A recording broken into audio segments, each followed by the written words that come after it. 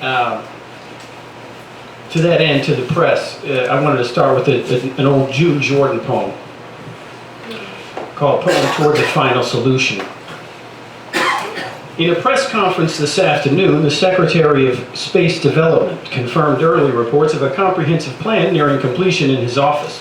Scheduled to meet with the President later this week, Mr. Samuel B. Fierce III jokingly termed the forthcoming package of proposals a doozy. The following represents a news team summary of his remarks. His office will issue findings of a joint survey of all national parks conducted in cooperation with the Department of the Interior in an effort to delimit unnecessary vegetation.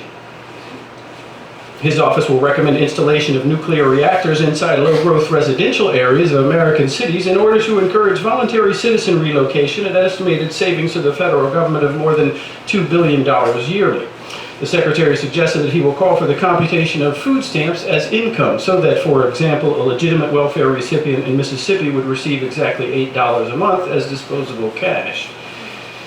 Finally, Mr. Fierce alluded to a companion proposal that would raise the rent for subsidized housing by over 20%. These various initiatives can be trusted to contribute significantly to the President's economic goals and to the development of more space coast to coast. They will furthermore establish the Office of Space Development as an increasingly powerful factor in budget-conscious policymaking. An unidentified reporter then queried the Secretary as to whether this plan could fairly be translated as take down the trees, tear up the earth, evacuate the urban poor, and let the people hang, generally speaking. The Secretary dismissed the comment as a clear-cut attempt at misleading and alarmist language deliberately obtuse to the main goals of economic recovery for the nation. Pending official release of his remarks to the President later this week, Mr. Fierce refused to comment on the snow falling on the heads of the homeless, on the stones of the cities everywhere. June Jordan and Sonia Sanchez and Tony K. Bambara and all these other mothers of incredible writing showed up on the Saturdays to read poems at my little library at 43rd Street when I was a kid. They were my storytellers, including this woman, the author of this poem called Riot, Gwendolyn Brooks. And I'm just saying this poem also because I have a feeling that what happened in 1968, she wrote this poem about maybe coming towards us in Cleveland shortly. And it starts with a quote from Martin Luther King: "A riot is the language of the unheard." And I had to say it kind of in her voice because I stole this record album from the English office when I was in high school and just like memorized every Gwen Brooks poem that I could.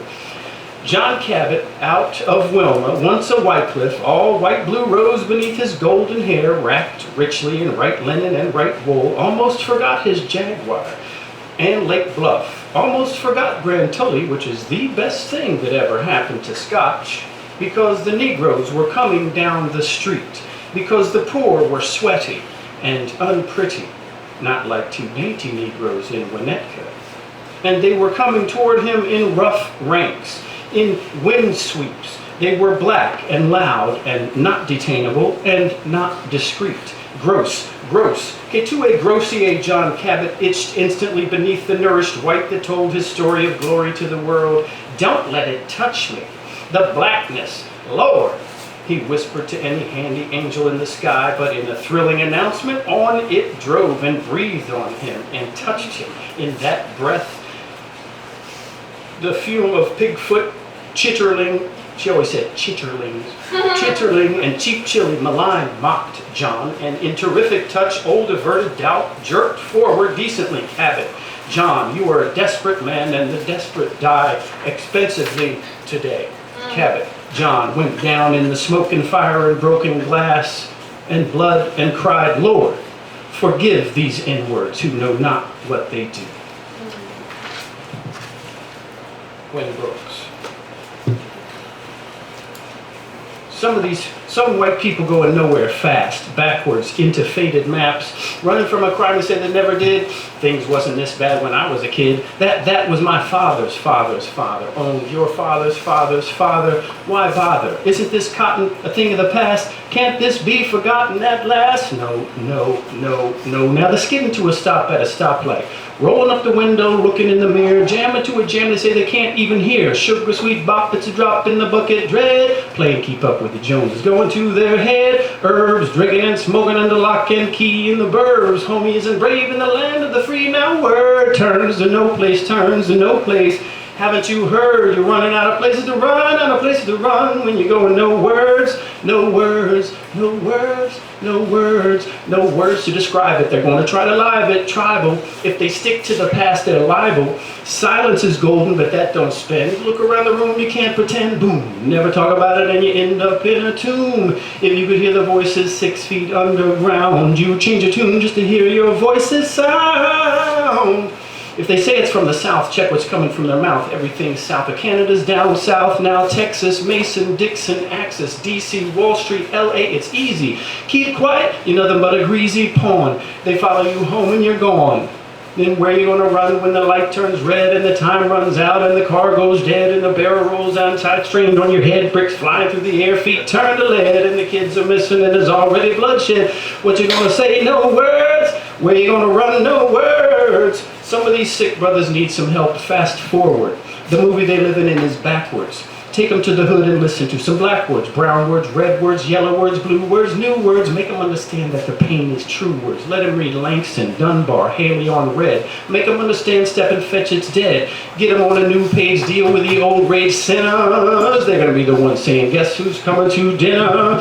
Damn right skin color, key to the message. Turn back now, you end up in the middle. Turn back now, you end up in the middle. Turn back now, you end up in the middle. Passage, then you run out of places to run, out of places to run. When you're going no words, no words, no words, no words, no words, no words.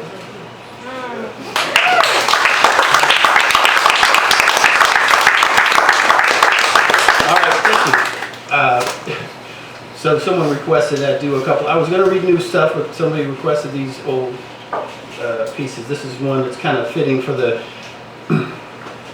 July 4th holiday coming up in Philadelphia. The Liberty Bell. And when I wrote this long ago, it was about really trying to talk about the way that this country was actually started. What's that song say now? Whatever that country is they want back. We want our country back. We know what the F country they're talking about. You heard that song? It's out now.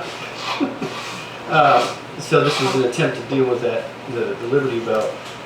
You can't ring the Liberty Bell, but you can follow the crack down the mall to Wall Street to 3 Mile Island, still seeping to Nebraska missile silos to Silicon Valley, teetering on the fault line. From there it runs south, deeper and wider, a trench the CIA live in, eating Salvador and Guatemala and Nicaraguan families for breakfast.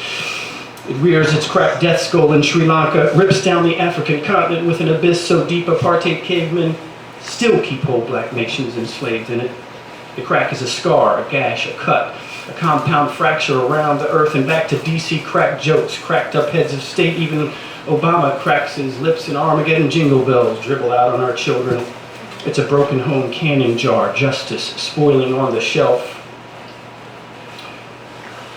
It cannot shine or swing, a perfect monument to the mute chimes of freedom, a bell with a crack the shape of a tear, the impotent voice of a nation crying without even cracking a note.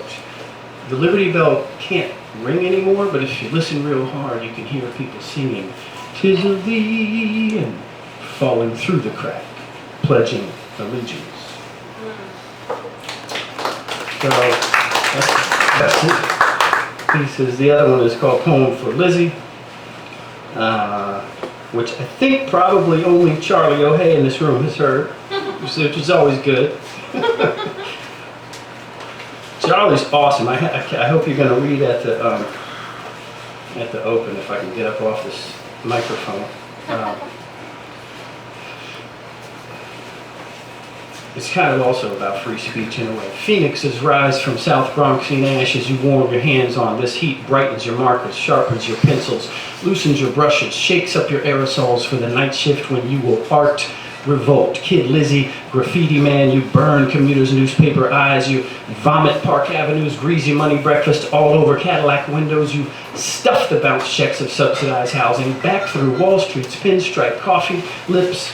You speak fluent languages the UN won't recognize because your words realize the situation and laugh graphic anuses back at Midtown swarthy face outside in the drunken Bagay Gossamer American dream brain. You poop art at them. Everyone wants to see it but can't through constipated hamburger-infected rush hour balls. They can feel it though, the heat of it, the sight of your sparkling, boozy-colored prophecies playing off Miley, Monkey, Dizzy, Lizzie train cars that click past in seconds, counting off the stolen and numbered days of these streets. Your paint can is a time bomb, a depth charger that rusts to hook in the craw of these notorious animals in their murky, selfish dominion, skips a fisted beat into their cleaning time with thick lime, black and pink, quick strikes come full of Lizzie all over urban walls. You drip fire on this dried up, bankrupt system they try to call education. Illiterates cheer as your words moan up the flames engulfing corporate billboards while you swing art cages around Babylon's lion necks. Your they see it crackling in the fire. They try to censor your but you're gone, eating chunks of chocolate night, autographing City Rat's purple rule, tracking crimes to open-mouth scream poses you snatch and stroke back to life in wall-rendered mosaics of cream and blood. They didn't want to see cream and blood, but they get it back anyway in Vogue, reflecting pools of the wishes of the poor that cry out, we want change, not charity. Change like credit cards appliqued with machine gun stitches to Wall Street's faces and to the kids of they bitches. Homeboys tap dancing on their very heads, blood trickling down to the graves of their beds. We want change, not charity. Change like refugiados marching on Capitol steps with photos of the never found. American cityscapes burning red against a twilight background. We want change, not charity. Change, because that's all there is on these streets they left you on with. Nothing masks could hide, nothing texts could explain. It's everywhere now, the city of jazz you spray into life, the one you regurgitate back into the face of the prison guard of capitalism that cages your innocence. Your cry is heard. From the Battery to Harlem, from Howard Beach and Bensonhurst to East LA and West Miami, to the walls in the camps in the Altiplano of Guatemala, to the walls in the camps in Soweto and Bophuthatswana, to the walls in the camps in West Bank and Gaza, your cry is heard. Tu llanto está oído, tu llanto está oído, tú fuiste visto anoche corriendo salvaje por las calles de Luisaida, buscando amor, buscando calor, cuando no hay coro, cuando no hay coro.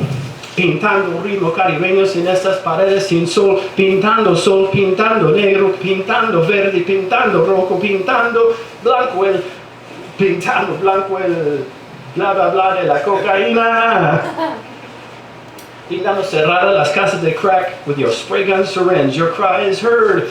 Your brilliant crayon bomb strokes riots across Houston, across A, B, C, D. The bridges, 125th and Lenox, swiftly swabbing New York's rich wax eyes with ether. Name after name, scarred to life in subway stone bowels, across rooftops, down 42nd Street, scrape sky, spacecraft, screech traffic to a halt as you tear or rip across the split-piece sludgy Hudson and lift off through the smog into outer space. Lizzie, cut out into Jersey's wired sky on one long aerosol jet stream, driving frantic Arabic curls through the world. That's it. Thank you for asking for that. All right. I was thinking about sharing this one because I know everyone in here, who in here doesn't write poems? All right, I figured, so we can do this one, and it's called By Way of Introduction. And I'm not going to mention the name of the author who did this. I think, again, probably Charlie knows who she was. She's no longer in Philly. And she was a brilliant scholar, but I kind of make light of her doing, before one of the poems that she read in one of these little bookstores over, it was when Borders was on Walnut Street. And she was reading up there, and I was hiding back there taking notes, you know. And she just did what I'm doing now, but prefaced her poem into oblivion. I'd like to preface this poem by suggesting a little disclaimer that while, and this is like verbatim, I like, you cannot, well, like with Carlos Fuentes, I interviewed Carlos Fuentes one time, he said, you cannot, in this country and in Latin America, he was saying you couldn't History defies the fictional imagination. You couldn't invent the stuff that you see if your eyes are open and if you're listening. You know? I'd like to preface this poem by suggesting a little disclaimer that while on its face it may appear cohesive in form and content, it is actually two poems sewn together at the chest. Call it a congenital twin, two heads, one heart, making sense to itself, yet ultimately at odds with the world. And not to confuse you, but by this time the poet's introductory comments had reached so far from her poem that the audience had not only begun to shift, recross stiffening legs, shuffle flyers about upcoming events, and laughs like candy wrappers crinkled during a funeral eulogy, but just to let you in on a little secret in section 3, the obscure foreign names are those of the ancient Greek and Indian two-headed deities of selflessness and narcissism. Allow this to deepen the duality metaphor, a reference to east-west spiritual tension, hoping to mirror and allow us to peer into our own internal, say, split. The crowd had also become so periodically fixated on the pierced and tattooed Medusa-haired sisters at the espresso machine in the cafe in the next room, leaning into the steamed milk pitcher, pulling the wand in, out, and giggling. Earth and sky, and you will notice them throughout, are used as linguistic slingshots to project two of Heidegger's 4 elements of reality out across the text. And just one more mile marker to watch out for as we work our way through this poem. The fans appeared to be looking at the reader, but instead were inconspicuously craning their necks to see something else. From where I stood, hiding in travel and tattoo, I could see out the picture window just behind the poet's head, a television glowing in a living room of an apartment on the 3rd floor of the building just across the street from the bookstore. The Corsican baths, with terracotta tiles, were, just so you're not in the dark, Mediterranean precursors of the modern bathhouses, the first swingers, if you will, unisex salons where nudes and steamy repose revealed from beneath Egyptian cotton towels their fleshy Hellenic physiques, as if each were the other's model and faithful voyeur.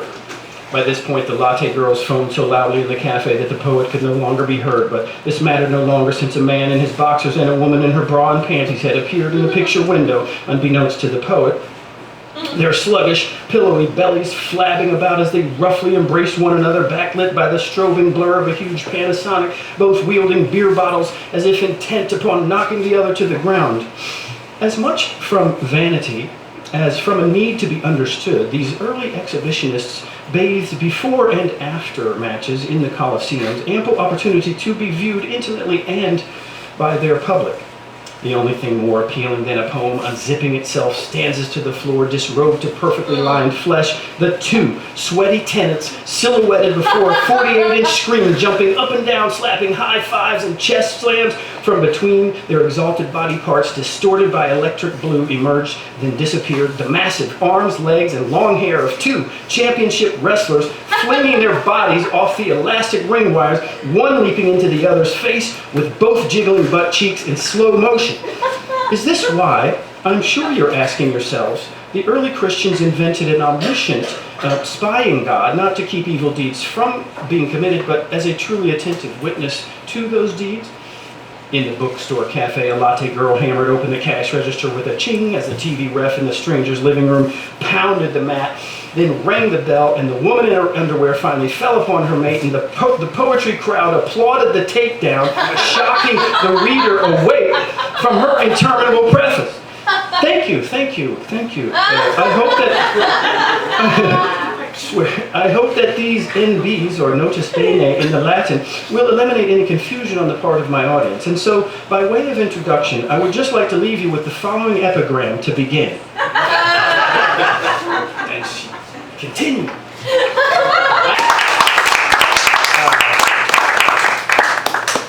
I was going to read this one and just came out in this. One I did for Pretty Boy. Come on, you got a copy of that? Nope. No. That one I don't have memorized. All right, I'll leave you with just one. I was just reading today from this A Year with Hafiz. Does anybody read Hafiz? Yeah. You familiar with Hafiz? You can read these 1 year and you look back as poems that last. You read them, you're like, what? And the next year you read it and it's like, a late night snack. June 26th. I know there are a lot of important things going on in the world that maybe I should in some way be attending. But I was wondering how those pretty spiced apples just out of the oven and in all of their aromatic glory will taste for dessert. And then a late night snack. That's a feast. All right, guys, thank you.